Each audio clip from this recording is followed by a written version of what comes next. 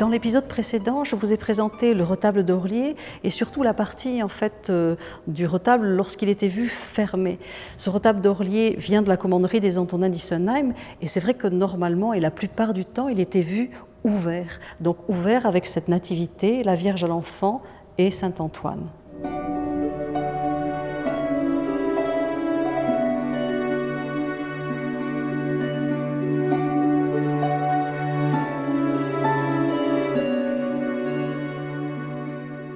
La Vierge avec l'enfant, c'est une scène très simple, ça montre la nativité.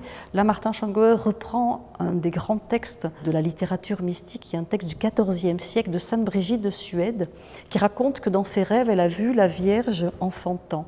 Et elle a vu que la Vierge a enfanté agenouillée, et que l'enfant est né sans douleur et sans fatigue, et que la Vierge était déjà en position d'adorante devant l'enfant qui venait de naître. Et c'est ce que représente Martin Schongauer. Il montre la Vierge avec son enfant qui est sur son manteau et qui vient de naître et qu'elle est en train d'adorer. Et là aussi, c'est très sobre, il y a très peu de décor, il y a juste cette palissade faite en bois de noisetier, qu'on voyait très souvent à l'époque, qui ferme le décor. Et au pied de l'enfant, vous allez voir des fraisiers qui sont partout en fait sur le bas du tableau.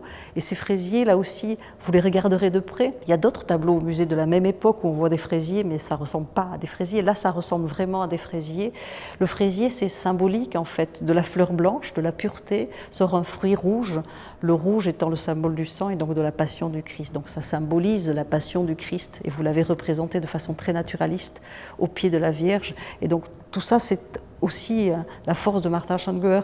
C'est très sobre, il n'y a presque rien, mais tout est dit à travers ce tableau et à travers le mouvement de la Vierge qui regarde son enfant. Et de l'autre côté, parce que c'est important, ce retable a été fait pour la commanderie des Antonins d'Issenheim. On vient vénérer Saint Antoine. Donc à gauche se trouve Saint Antoine.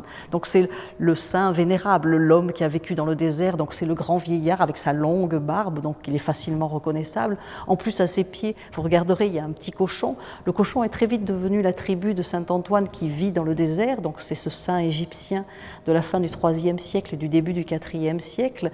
Et dans la dévotion populaire, on n'aime pas les saints qui vivent tout seuls dans le désert, donc on leur associe souvent un petit animal de compagnie.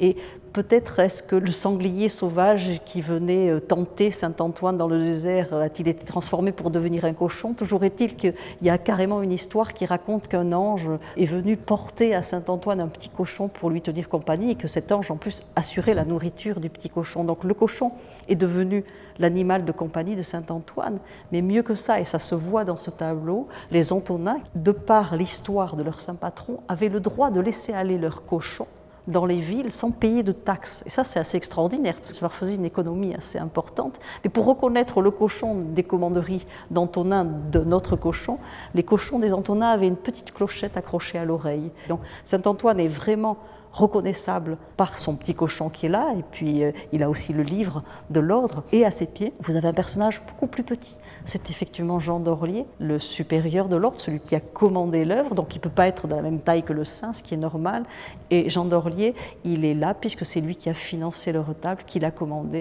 et il s'est fait représenter au pied du retable d'Orlier. Donc cet ensemble, c'est peut-être la première œuvre réalisée par Martin Schongauer ici sur son sol à lui lorsqu'il était à Colmar et qu'il a créé un atelier.